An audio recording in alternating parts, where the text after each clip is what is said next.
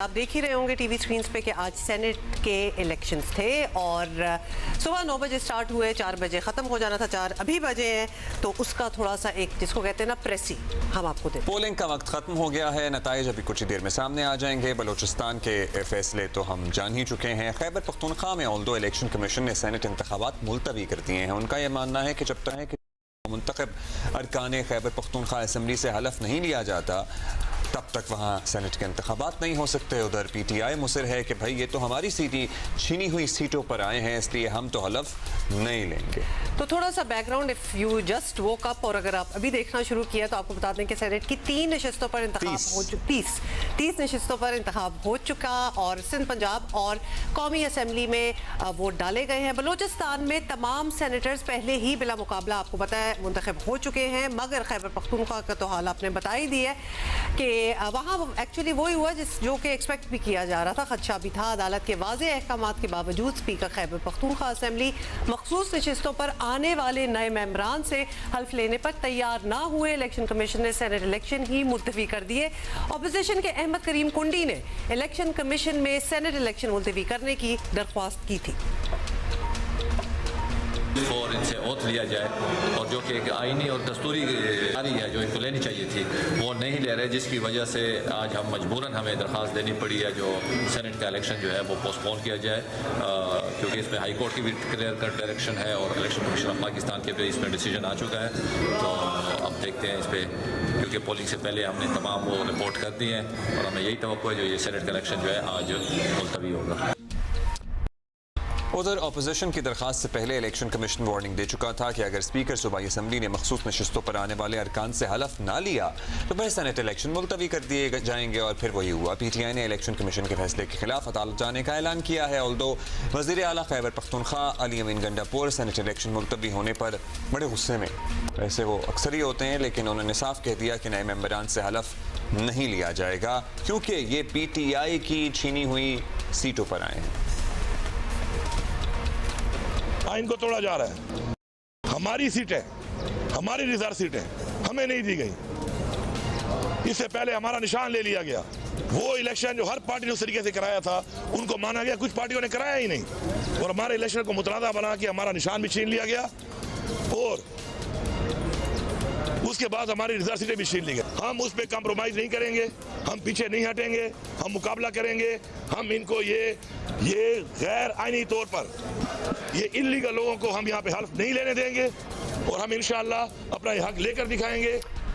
अच्छा जी, it's pretty evident now senate election का मुलतवी होना KP में बता रहा है कि खैबर पख्तूनख्वा और वफाक के दरमियान आने वाले दिनों में ताल्लुकात में बेहतरी की ज़्यादा उम्मीद नहीं की जा सकती। इस कशीदगी में आवाम का ही नुकसान होगा और इसके साथ वफाक की मजबूती के लिए भी ये कोई नेक शगुन नहीं है। पेशावर में सेनेट इलेक्शन का मुकम्मल होना आईनी तकाजा है, क्योंकि जब तक खैबर पख्तूनख्वा में सेनेट इलेक्शन नहीं हो जाते चेयरमैन और डिप्टी चेयरमैन सेनेट का इंतखाब नहीं हो सकेगा। सो ये एक डेडलॉक कह लें, आईनी बहरान भी बन सकता है। सो ये है सूरत हाल और अब तक की यही अपडेट है कि खैबर पख्तूनख्वा में सेनेट इलेक्शन नहीं हुए हैं। बाकी 30 सीटों पर सेनेट की इंतखाब का अमल मुकम्मल हो चुका है। बैरिस्टर सैफ हमारे साथ मौजूद हैं, स्पोक्स पर्सन हैं खैबर पख्तूनख्वा की हुकूमत के। बहुत शुक्रिया बैरिस्टर साहब। बैरिस्टर साहब, एक डेडलॉक तो है, एक आईनी बहरान भी पैदा हो सकता है, हो चुका है इनफैक्ट ज़्यादा, क्योंकि चेयरमैन डिप्टी चेयरमैन का इंतखाब तब तक नहीं हो सकेगा जब तक खैबर पख्तूनख्वा में सेनेट की इंतखाबात पर पोलिंग नहीं होती, वोटिंग नहीं होती। और वो क्यों नहीं हो रही वो आपके सामने ही है। क्या करेंगे फिर अब सब लोग मिल के? लेकिन मैं तो समझता हूँ कि डेडलॉक तो यकीनन है, लेकिन आईनी बहरान इसलिए नहीं है कि आईनी सिचुएशन और आइन के तहत जो कवानीन बने हैं वो बिल्कुल वाज़े हैं और उनमें बिल्कुल वजाहत के साथ दर्ज है कि रिजर्व सीटों की तकसीम कैसे होगी, एलोकेशन कैसे होगी और वो वाज़े तौर पर ये बात उसमें लिखी हुई है कि हर पार्टी को उतनी ही रिजर्व सीटें मिलेंगी जितनी उसने जनरल इलेक्शन में सीटें जीती हैं, उनके तनासब से उनको सीटें मिलेंगी। उसमें कहीं पे भी कानून में चीफ इलेक्शन कमिश्नर साहब अगर मुझे ये दिखा दें या कि आपको ही दिखा दें कि रिजर्व सीट्स पार्टीज को वो भी मिलेंगी जो दूसरी पार्टियों को मिलनी चाहिए, तो मेरे ख्याल में फिर तो यकीनन हम गलती पे होंगे। लेकिन ऐसी कोई बात नहीं है।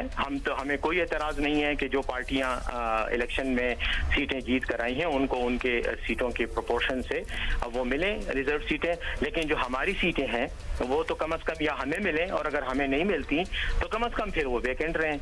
इसके अलावा कोई और इंटरप्रिटेशन आइन तो इसकी इजाज़त नहीं देता।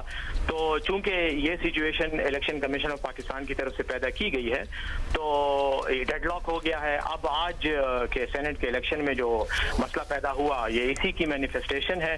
हम इस मामले को अदालत में लेकर गए हैं और हम समझते हैं कि अदालत आइन और कानून की स्पिरिट के मुताबिक अगर फैसला करेगी तो ये मसला हल हो जाएगा। लेकिन बाहर सूरत अदालत जो भी फैसला करेगी उसको हमें कबूल होगा, लेकिन अदालत का फैसला आना चाहिए, उसका वेट कर रहे हैं।